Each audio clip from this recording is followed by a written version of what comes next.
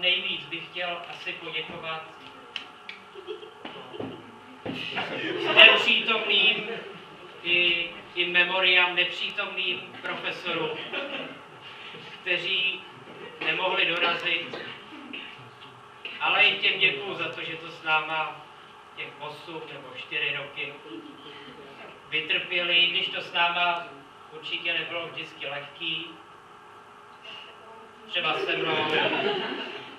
mnou to určitě nebylo vždycky lehký. Ale i když třeba mnohí z nás měli ze začátku nějaký, řekněme, jaký správný slovo najít, řekněme výhrady, nakonec jsme se všichni našli. Paní profesorko, vy jste byla naše třídní po 4 roky. A ještě možná budete pár měsíců. Když vás nás netrefí šlak, se snad zaručujeme za to, že vás ten šlak netrefí. Dovedla jste nás k maturitě. Za to vám děkujeme. Paní profesorko Zapalačová. Vaše hodiny angličtiny.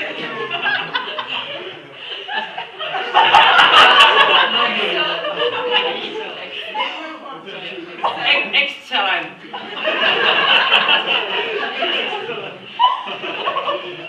Vaše konverzace. Vaše... Honza, máš článek z Bridge? Nemám. No to je strašný. Vaše, no to je strašný. Mě osobně bude strašit ještě hodně dlouho. Ale to je dobře. Paní profesorko Kantová. Jen se neschovávejte a moc dobře vím, že tam jste. Naše německá konverzace. Sehr gut. Ty 2 hodiny v pondělí, já jsem teda vždycky ospalej, takže to nemůžu vnímat úplně na 100%. Ale naučila jste nás hodně. Naučila jste nás hodně, když jste byla naše třídní po první 4 roky. A byla jste dobrá třídka. Rozhodně na vás budeme vzpomínat všichni rádi. Pane profesore Krčmáři.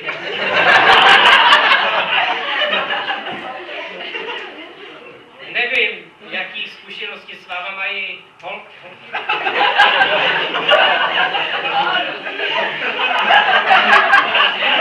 Ale já jsem slyšel jenom samou chválu.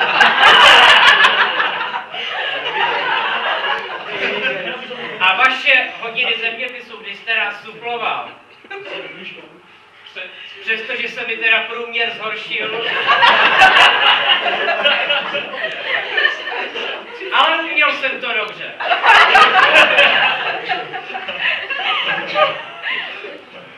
Pane profesore Kadeřáku, vy jste nás vlastně nikdy na nic pořádně jenom na tělocvik.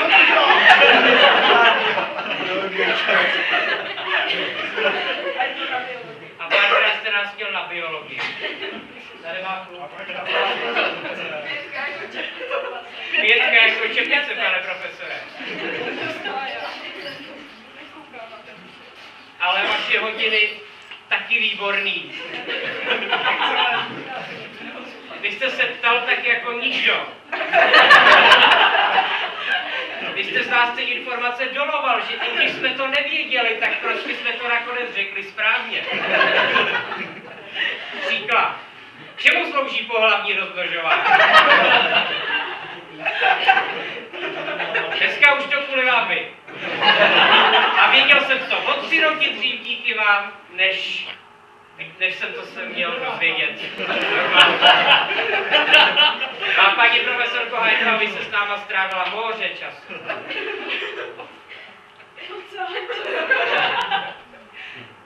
Občas teda jako...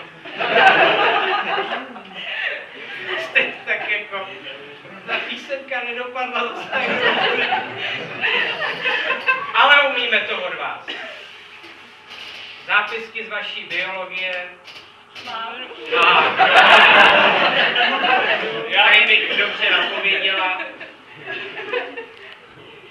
Pane profesore Dohnal, vy jste vždycky byl takový náš rádce.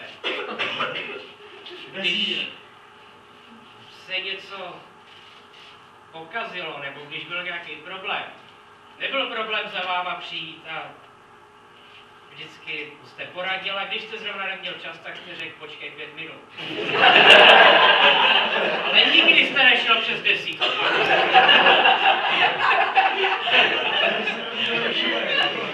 Já si pamatuju, jak na mě jste si udělal čas po vaší pracovní době, asi půl hodiny. A vždycky jsem si z toho, co jste mi řekl, něco vzal. A myslím, že i ostatní. Abych to moc neprodlužoval, protože všichni chceme pít. Všichni profesoři, co jste vy, tady jste lidi na svém místě. Není tady nikdo, od koho bychom se nic nenaučili, nebo od koho bychom se to naučili málo. Že nepřišel Fanta.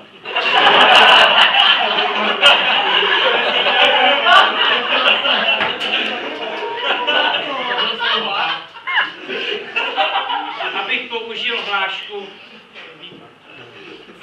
hlášku, ze známého, teď si ani nespomenu. Prostě ze známého filmu. Vždycky jsme zklamali. Každý, aspoň jednou. Ale i když někdo zklamal 1000krát, byste řekli, tak to zkusíme po milion čestý. Nikdy jste nezlobili hluk na díky. I tu němčinu tamhle mi nakonec stoupli do hlavy. Aspoň ty základy. A aby jsme nezůstali jenom u profesorů, tak děkuju i všem svým spolužákům. Nebudu jmenovat. Ta se tam krčí, ale to byste měli vidět. Že jsem se s tak prýmovejma lidma mohl setkat na škole a sdílet s nima jednu třídu po 8 let. Dlouhá doba. Myslím si, že takový lidi už nepotkám nikdy. Mě už dohořila cigareta, takže je čas se napít. Takže na nás všechny, co jsme tady. Na zdraví.